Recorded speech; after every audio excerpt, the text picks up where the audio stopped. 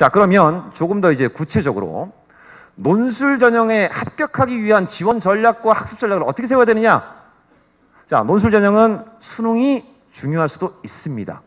그러나 더 중요한 것은 논술입니다. 학생부 변별력 없습니다. 단적으로 4등급까지라면 별로 감점 대상이 안 된다고 보시면 되겠고요. 그 이하가 되면 문제가 됩니다. 그런데 한양대 같은 경우만 하더라도 입학처 홈페이지에 가서 논술 전형에 대한 안내 동영상을 한번 클릭해 보세요. 가장 먼저 나오는 이야기가 우리 대학의 논술 전형에서는 내신 8등급이 합격을 했습니다 라는 것을 먼저 이야기해요.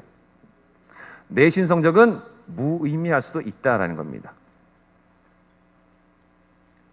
자, 그러면 수능 공부를 해야 되는 우리 학생들이 논술 전략을 어떻게 세우는 것이 좋을까? 자, 논술 전형에서 일부 대학, 한양대를 위시한 중위권 대학에서도 중상위권 대학에서도 최저학력 기준이 없습니다. 몇몇 대학은. 그러나 대부분 대학은 최저학력 기준이 있어요. 최저를 잘 보셔야죠. 자, 그럼 특히나 자료집 가지고 계시는데 그 자료집의 맨 뒷부분이 한 30페이지 분량이 논술 전형에 대한 이야기예요. 나중에 가셔서 부모님들 읽어보시고 학생에 건네주세요. 자, 그걸 참고하시면서 제 자료를 보시면요. 자, 연대와 고대를 먼저 비교를 해볼게요. 끝에 있는 최저를 보세요. 그 나머지는 보실 필요 없고 최저학력 기준을 보세요. 자, 연대를 보시면 인문 4개 합 6, 자연은 4개 합 7. 고대에 비해서 연대 최저학력 기준이 높죠. 예전에는 비슷했거든요. 2년 전은. 근데 지금은 훨씬 높습니다. 자, 그럼 이게 어떤 의미를 가지고 있느냐? 분석한 자료를 제가 보여드리겠습니다. 연대, 고대의 의예과 치의예과를 빼고는 모든 학과의 최저학력 기준이 동일한 거예요. 그러면 그 자연계든 인문계든 학과는 상위 학과도 있고 나름대로 하위 학과도 있죠. 그런데 최저학력 기준이 똑같아요. 이게 굉장히 중요한 요소가 될 수 있다는 것을 제가 강조할 건데요. 먼저 인문, 연세대를 기준으로 제가 말씀을 드릴게요. 자, 연세대 인문 최하위 학과까지 걸쳤을 때 서연고, SYK, 그 약자입니다. 그 다음에 서성안의 최상위 학과들, 그리고 몇몇 의대와 한의대가 인문계 학생회도 문이 열려 있죠. 그 인원을 합하면 약 6천여 명이 됩니다. 그런데 연세대학교 최저학력 기준을 적용해서 산출해보면 전국 단위 인문계 학생을 대상으로 해서 산출해보면 약 16,000명이 나와요. 그러니까 실제로 원서를 낸다 하더라도 이 원서의 가치를 발휘할 수 있는 학생이 16,000인데 그 안에서 경쟁을 한다라고 보시면 되겠죠. 자연계를 보여드릴게요. 자연계를 보시면 의치안, 서영고, 카이스트, 포스텍 등등등 최상위 학과를 합해버리면 만여 명에 육박합니다. 그런데 자연계 최저학력 기준이 충족되는 그러한 인원을 추정해보면 대충 10,000명이 나와요. 그러면 이 결과는 무엇을 의미할까요? 연세대학교 인문계 논술은 상대적으로 고대에 비해서 논술이 중요한 게 아니라 수능이 중요할 수 있다. 일단 연세대는 고대에 비해서 논술보다는 수능이 더 중요하다. 인문과 자연을 비교하면 인문계는 훨씬 더 중요하다. 논술이. 자연계는 수능이 변수가 될 수 있다는 겁니다. 자, 실제로 제가 산출을 해보면 의예과 치의예과를 빼고 연세대 같은 경우에 수학과나 화생공 같이 상위권 학과는 실질적인 경쟁률을 고려하면 7대1에서 10대1, 많을 때는 10대1까지 갈 수 있습니다. 한 7대1 내외에서 왔다 갔다 할 거예요. 상위 학과가. 근데 중하위 학과로 내려가면 3대1이 채 안 되는 경우도 발생해요. 실제로 원서를 떼어내면 25대1, 30대1이 나옵니다. 그런데 최저학력 기준을 적용해버리면 몇몇 학과는 3대1밖에 안 돼요. 계속 지속되다 보면 펑크가 날 가능성도 있습니다. 사례를 한번 들어보죠. 두 학생인데 첫 번째 학생입니다. 이과 학생이긴 합니다. 자, 일반고 기준으로 6월, 9월 수능 성적만 보시면 돼요. 자, 수능 성적인데 국어만 유독 성적이 잘 나오죠. 상대적으로. 최종 합격 홍익대학교 건축학부 1입니다. 건축학부 1, 2가 있는데 2는 실내 건축이고요. 그리고 건축학부 1이 실제 이야기하는 건축입니다. 홍대의 최상위 극반, 홍대 건축이면 연대의 웬만한 학과의 합격선하고 비슷하죠. 앞서서 그 김영철 선생님도 연세대학교의 홍익대학교 일반학과 합격한 사례를 말씀드렸는데 이 친구 그럼 어떻게 합격했을까요? 요것 때문입니다. 일반 공학 계열은 2등급 한계가 최저 기준이고요. 건축은 1등급 한계입니다. 그런데 수학이 1등급인 학생은 눈높이가 어떻게 되어 있을까요? 항상 수학이 1등급이 나왔다. 연고대에 꽂혀 있죠. 대학을 먼저 봐야 되니까. 그런데 국어나 영어가 1등급인 학생은 눈을 돌릴 수가 있습니다. 자, 근데 나는 정말로 국어는 1등급이 자신이 있다. 다른 과목은 3, 4등급이다. 그럼 나는 홍대 건축 갈 수 있겠지. 괜한 꿈은 가져서는 안 돼요. 홍대 논술이 연세대학교 같은 날 시험을 봐요. 10월 첫째 주죠. 주말. 그럼 준비를 해야 돼요. 고3 수험생들의 경우에는 여름방학쯤 되면 홍대에 눈이 맞춰지면 중위권이거든요. 근데 홍대 건축을 딱 생각하는 학생은 적어요. 자, 그러면 논술 준비를 언제 할까요? 9월 중순이나 말경에 고3의 경우에는 뭘 봅니까? 중간고사를 봅니다. 논술 시즌하고 겹쳐요. 대비가 제대로 안 돼요. 그럼 재수생은 그 사이에 조금씩 정규반 수리 논술 수업만, 과학 논술 수업만 들면 기본적으로 고3에 비해서 훨씬 많은 양의 논술 공부량이 체득이 된 거예요. 자, 그거 가지고 충분히 승부를 낼 수 있습니다. 이 친구 실제로 시험을 잘 봤느냐? 아닙니다. 시험을 아주 잘 보지는 못했어요. 일단 최저가 중요하고 그 다음 고3에 비해서는 나은 애거든요. 두 번째 학생입니다. 그래서 제가 이제 여기서 이 학생에게 교훈을 얻는 것. 수능은 골고루 잘라야 됩니다. 3년 전에는 이과의 경우에는 특히나 수학, 과학만 잘해도 정시에서도 대학을 갈 수 있어요. 근데 지금은 안 되죠. 모든 과목을 잘해야 됩니다. 그런데 특정한 과목만 잘나오고 나머지 과목이 안 나온다. 게다가 수과가 특히나 안 나온다. 그렇다면 수시를 적극 노려야 되겠죠. 자, 두 번째 학생인데요. 같은 이과생입니다. 자, 이 친구의 경우 보십시오.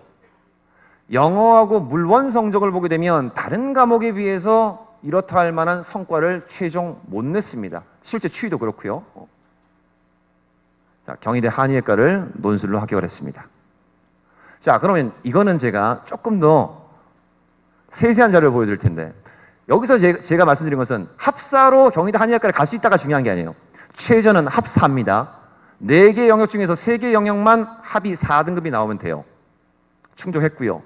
자, 근데 제가 비교해 드릴 것은 경희대학교 의예과 논술 전형의 경쟁률을 보세요. 120대 1이에요. 실제로 이제 고사장에 안 나타나는 애들이 꽤 많습니다. 40%, 50% 이상 됩니다. 그래도 굉장히 경쟁률이 높죠. 근데 한의예과는 어떨까요? 28대 1. 안 믿으시겠지만 제가 공언을 했거든요. 분명히 올해 경희대 한의예과, 한의예 중에서 최상위이지만 거의 펑크 수준이 될 것이다 라고 해서 종락원에서 제가 3명에게는 강력히 권고를 했는데 셋 다 합격을 했습니다. 논술 전형으로요. 왜 그러냐? 일단 학생들의 눈높이는 의예에 맞춰 있지 차선으로 치의에 맞춰 있지 한의에 안 맞춰 있습니다. 한의를 특별히 고집하는 학생은 굉장히 드물고요. 자, 그렇게 되면 의예에 쏠릴 것이다.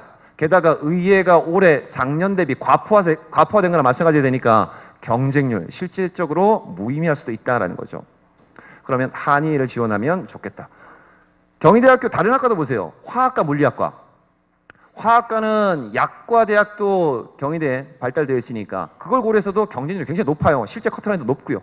근데 물리는 실제로 커트라인은 약간 낮지만 경쟁률을 보시면 굉장히 큰 차이가 생깁니다. 그러면 최저를 여기다 적용하면 어떻게 될까요?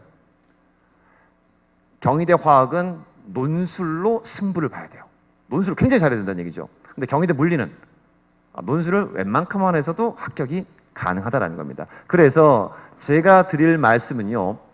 자신의 진로와 적성에 맞는 학과를 선택하는 것이 가장 중요하다고 제가 말씀드리고 싶은데 그게 여의치 않습니다. 사실. 우리 학생들과 부모님들은 대학을 먼저 선호하시니까. 그렇다면 대학을 선호한다 혹은 특정한 학과군을 선호한다라고 한다면 이러한 남들의 지원 경향을 유심히 받으시면 분명히 기대 이상의 결과를 얻을 수도 있습니다. 자, 다음은 인문계열은 상대적으로 좀 간소합니다. 크게 보면 한 4가지의 논술 유형이 있고요. 자연계열은 약간 수학이나 과학 편차 때문에 조금 더 세분화됩니다. 자료집에 세세한 정보를 실어놨으니까 나중에 참고해 보시고요. 자, 이것도 사례와 함께 보시죠. 첫 번째, 인문계열 학생입니다. 국어 성적을 잘 보세요. 자, 이 친구 앞서 오정훈 이사께서도 마지막에 말씀드렸죠. 수능 때만 되면 먼 일이 터지는 경우가 있습니다. 6월 평가원, 9월 평가원 성적 매우 좋았어요, 국어가. 근데 실제 수능에서 이 1교시 국어에 대한 부담감 굉장히 컸겠죠. 그나마도 이렇게 국어를 망쳤음에도 불구하고 2교시 수학을 잘 본 학생, 정말로 대단한 학생입니다. 그런데 1교시 이 불안감을 어떻게 할 수가 없는 모양이에요. 결국은 이런 경우라면 6월 구원이 아무리 잘 나왔다 하더라도 정밀하게 상담을 해보면 이러한 불안 요소가 있다는 것은 웬만한 선생님들이라면 아시거든요. 그렇다면 진로 지도를 할 때, 진학 지도를 할 때 반드시 고려해야 될 사항이 되겠죠. 그렇게 면밀하게 관찰할 수 있는 강사진, 담임 선생님이진 종락원에 가지고 있습니다, 일단. 자, 그럼 이 친구는 어떻게 대비를 해야 될까? 국어가 잘 안 나와요. 근데 실제 수능에서는 이렇게 못 나올 줄 몰랐겠죠, 사실은. 그런데 상대적으로 보시면 수학하고 사탐을 보세요. 가장 많이 선택하는 조합인데요. 이 사탐에 대해서 실제 인문계 논술 담당 선생님과 사탐 선생님하고 이야기를 해보면 많은 이야기를 한다고 해요. 어떤 이야기를 하냐? 관심이 많아요, 주변에 대해서. 그래서 사탐 실제 수능 성적은 안 좋지만 우리 사회에 대한 이야기를 많이 끌어내려고 하는 학생인데 상대적으로 동일한 성적대 군에 비해서 수학 성적도 좋아요. 최종 합격대학은 고려대 교육학과입니다. 논술로요. 꿈도 못 꿀 대학을 가게 된 것인데 그만큼 노력을 했습니다. 수리 논술의 변별력, 문과생임에도 불구하고 수리 논술을 봐야 되는 대학이 있죠. 중앙대라든가 고려대가 대표적인데 뭐 논술 합격생들의 후기를 잘 보세요. 혹은 떨어진 학생들의 후기를 잘 보시면 고대 논술은 언어사회 통합 논술에 비해서 수리 논술의 변별력이 크다라고 대부분 이야기를 해요. 그러면 수리가 대비가 안 됐다면 문제가 생기겠네요. 그렇죠? 자, 그래서 기본적으로 사탐 공부를 할 때 너무 멀리 나가서 사회에 많은 관심을 갖는 것은 공부에 저해를 받을 수 있겠지만 나름대로 고민을 하는 것은 도움이 될 수 있습니다. 사회교과의 그러한 배경 지식이라든가 분석 능력 이런 게 빠지고서는 언어사회 논술을 극복할 수가 없어요.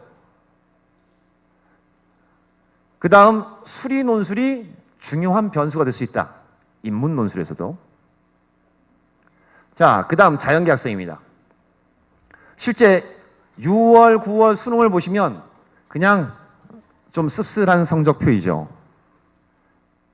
최종 수능에서는 영어 한 과목을 그나마 잘 보긴 했지만 국어, 수학, 과탐에 특히나 생투 같은 거 보시면 이 경우에는 재수를 했음에도 불구하고 이렇다 할 만한 성과를 못 내고 실패한 사례라고 보아야 되는데 그나마도 논술로 극복을 한 사례입니다. 자, 이 친구가 합격한 대학은 최종 서울과기대 컴퓨터공학을 합격을 했는데요. 근데 아쉬운 게 있어서요. 제가 이 친구 사례를 든 이유는 무엇이냐면 요 자연계열 대학별 논술 유형이 다른 거예요. 이 친구가 건대와 서울과기대를 지원하려고 했는데 건대는 수능 전, 과기대는 수능 후에 논술고사를 치릅니다. 그런데 건대는 학부별로 지정 과목이 있어요. 과탐에 대해서. 근데 이 친구 아까 보셨죠? 화원생투를 공부한 학생이거든요. 근데 기계공학과를 가고 싶대요. 근데 아쉬운 거는 저 또한 누차 강조를 했음에도 불구하고 이 친구들이 그 이야기를 흘려들어요. 수십 번까지는 아니지만 수번 강조를 했습니다. 건대 원서 쓸 때 유의하라고. 근데 이 친구가 그냥 기계공학과를 쓴 거예요. 근데 봤더니 며칠 후에 봤더니 기계공학과는 물리 논술인데 어떻게 하죠? 문제가 생기겠죠. 그래서 부랴부랴 9월 달에 물리 논술의 기본만 빠르게 습득을 해가지고 어떻게든 해보려고 임기응변을 발휘했습니다. 근데 그거 가지고 될까요? 고3보다 못한 결과가 나왔습니다. 떨어졌습니다. 그런데 다행히 그때 공부한 결과가 도움이 되었는지 서울과학의대도 마찬가지예요. 물리와 화학 논술만 봐요. 학생들에게 선택의 기회를 안 줍니다. 수리 논술, 물리 논술, 화학 논술만 봐요. 근데 화학은 열심히 해왔거든요. 근데 물리 논술은 상대적으로 해왔어요. 근데 실제로 고3이 이 서울과학의대 정도를 지원한 학생은 가장 많은 과탐의 조합이 어딜까요? 화원이나 생원일 수도 있겠지만 지원이 끼어들어가요. 물리를 피하는 경우가 굉장히 많습니다. 물리 안 하죠, 웬만하면. 따라서 물화를 선택할 확률은 더 낮습니다. 나중에 그 도표 맨 앞 자료집 앞에 있는 도표를 한번 보시면 알 거예요. 물화를 선택할 확률이 낮습니다. 따라서 그러면 물리에 세 문제가 나오면 한 문제만 건드려라. 너는 합격할 것이다. 그렇게 해서 합격을 했습니다. 자, 그래서 대학별 논술 유형, 지정 과목이 있는지 없는지, 선택의 폭은 어느 정도까지 있는지 세세하게 자료집에 실어놨으니까 반드시 확인을 하십시오.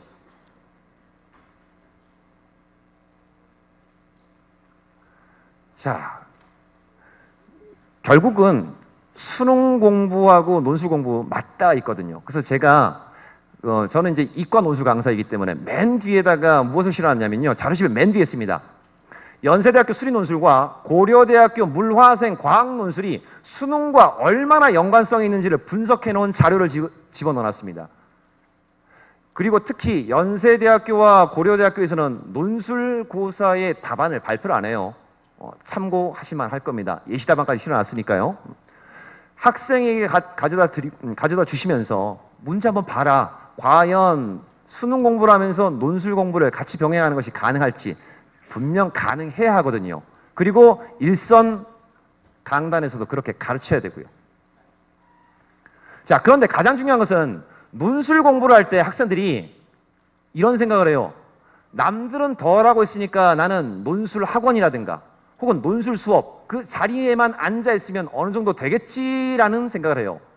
2시간 내지는 3시간 수업 듣고 와서는 나는 논술 학원 다니고 있다라는 거에 충족합니다.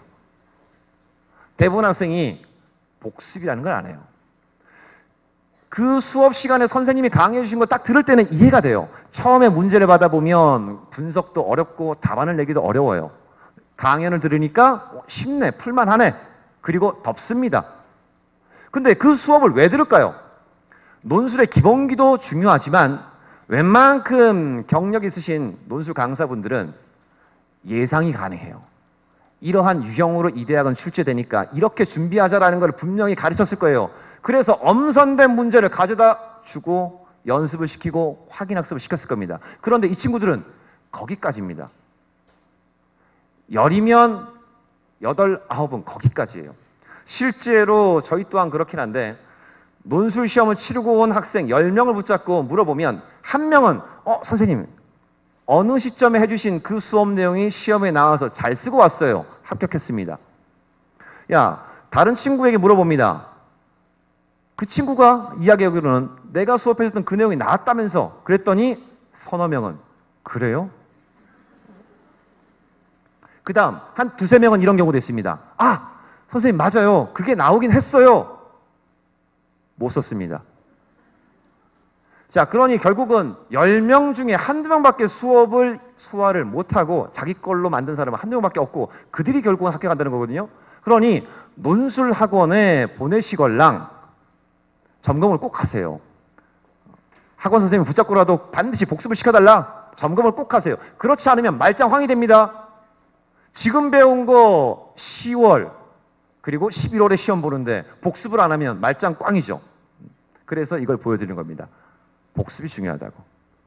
그래서 뭐니 강조해도 학생들에게 이 논술학습에 대한 복습은 수십 번을 강조해도 지나치지 않습니다. 그래도 한두 번 할까 말까거든요. 수학 문제 같은 경우에는 계속해서 문제를 풀고 또 다른 문제집 또 사옵니다. 근데 그걸 안 해요. 그러면 문제집을 사야 되느냐? 아닙니다. 원하는 대학을 아까 보면 대학별로 유형을 제가 자료집에 실어놨잖아요. 보시면 학교의 레벨을 보시고 유형을 보시면 아, 그렇다면 이게 자습서구나 라고 생각하시면 돼요. 예를 들어서 연대나 고대를 목표로 한다 라고 한다면 연세대학교와 고려대 기출문제를 같이 다운로드 받아서 연습을 하면 됩니다. 그런데 답지가 없지 않습니까? 시중 가면 답지가 있으니까 그걸 참고하시되 그 나머지 대학은 전부 다 대학에서 발표한 자료집이 있고 그 다음 예시 답안이 다 있어요. 그러면 기본적으로 논술 강사분들이 강의를 할 때는 다른 각도로도 이해를 해주시고 하겠지만 학교에서 제시하는 기본 방향이 있어요. 한양대학교 인문논술 내지는 자연계 논술 문제 3개는치만 뽑아도 학생이 버거워할 겁니다. 이만큼 두꺼울 테니까요. 그것만 연습해도 돼요. 자, 마지막인데요. 논술 공부를 할 때 가장 아쉬운 부분은 평가를 받았으면 내가 어느 위치인지를 모르는 거예요. 야, 너 연대 쓰면 되겠다. 이거는 좀 주관적이거든요. 객관적인 지표를 확인하고 싶으시죠. 모의고사처럼 내가 지원한 대학에 몇 명이나 지원해가지고 내가 어느 정도 수준인가를 확인하고 싶으시죠. 자, 전국 단위에 물론 다 응시하지 않습니다. 소수만 응시하겠죠. 왜? 상위권 학생들만 볼 테니까. 논술 모의고사를 가장 먼저 실시한 곳이 종로고 그 다음 지금까지도 꾸준히 유지하고 있는 곳이 종로입니다. 월별로 출제를 하고 있습니다. 만약에 응시하고 싶으시다면 종로학원 홈페이지 들어오시면 안내가 됐으니까 확인하시고요. 자, 종로학원 논술 문제가 다냐? 그건 아닙니다. 자, 지금부터 목표 대학을 설정하셨다면 목표 대학의 입학처 사이트를 3월 이후부터 유심히 보세요. 자, 그렇게 되면 3월부터 7월 사이에 학교에서 공지를 띄우고 논술 모의고사를 봅니다. 공짜로 답안지 받아서 첨삭까지 해주는 대학들이 절반이에요. 그러니까 거기서 반드시 응시를 시켜가지고 확인해 보세요. 어느 정도나 되는지. 그러나 거기에서조차도 잘했다 못했다 정도만 나오지 합격권이다 아니다라는 건 안 나와요. 그러면 대형 논술 학원이라 하더라도 인문자연 분리해서 한 100명만 돼도 100명씩만 돼도 대형 논술 학원이죠.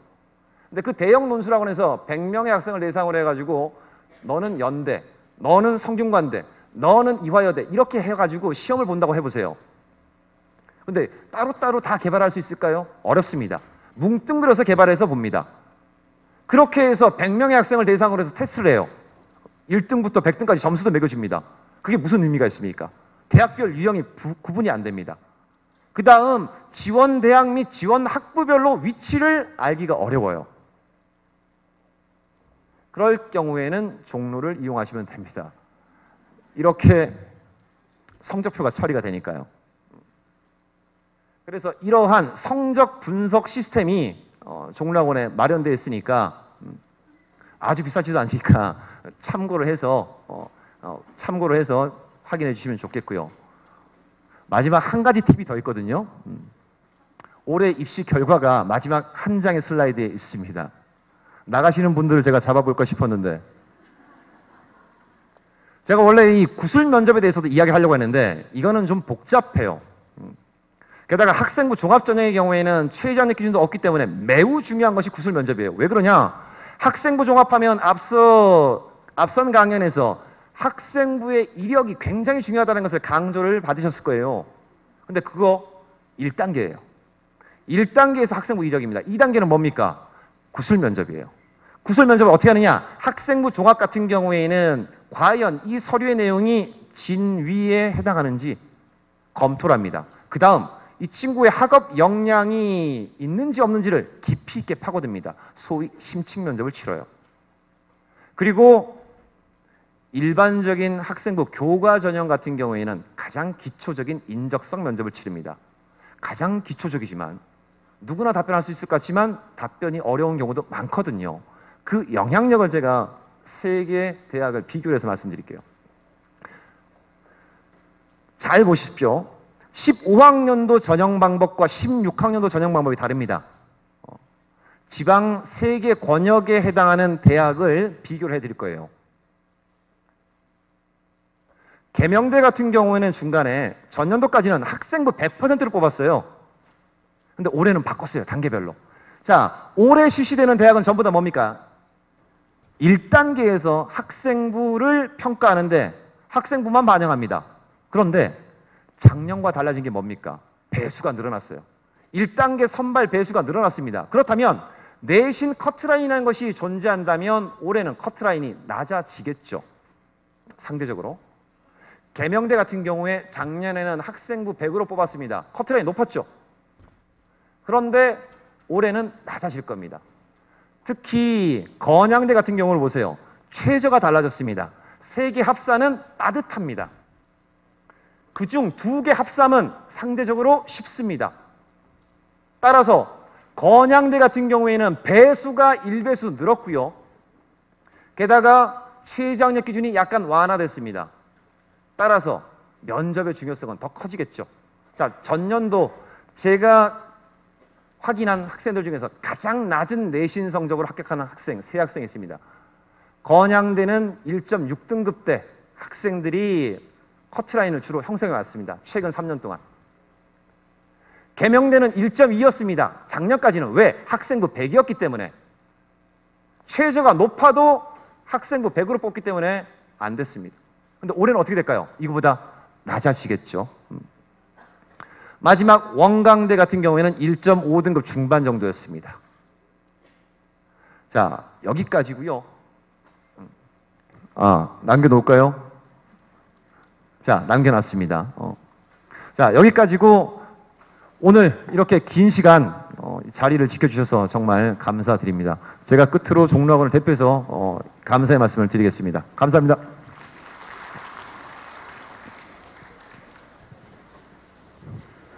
네, 감사합니다. 이상으로 종로학원 하늘교육이 주최한 2016 대학 입시 선곡 전략 설명회를 모두 마치도록 합니다. 감사합니다.